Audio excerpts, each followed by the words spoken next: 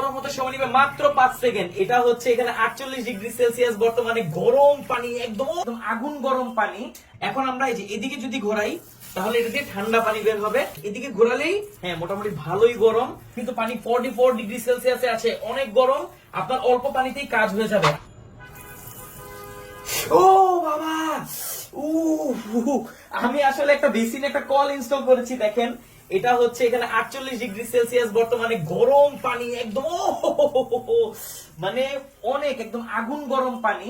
আসলে এটা 30 ডিগ্রি থেকে 60 ডিগ্রি পর্যন্ত পানিকে গরম করতে পারে। এই শীতে কিন্তু এই জিনিসটা খুবই দরকার। শুধু কি গরম না, এই দেখেন ঠান্ডা পানি।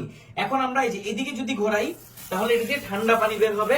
আমি হাতে এটা ইউজ করতে পারবো একদম নিশ্চিত। দেখেন আমি কিভাবে ইউজ করছি। হ্যাঁ, কিন্তু এটাকে যখন আমরা এই যে হিটের, এবার এখানে দেখেন হিট লেখা আছে, এদিকে ঘোরালেই এই যেখানে মনিটরটা ওপেন হয়ে গেছে দেখেন এখন 44 ডিগ্রি সেলসিয়াস, এটা 60 ডিগ্রি পর্যন্ত যাবে।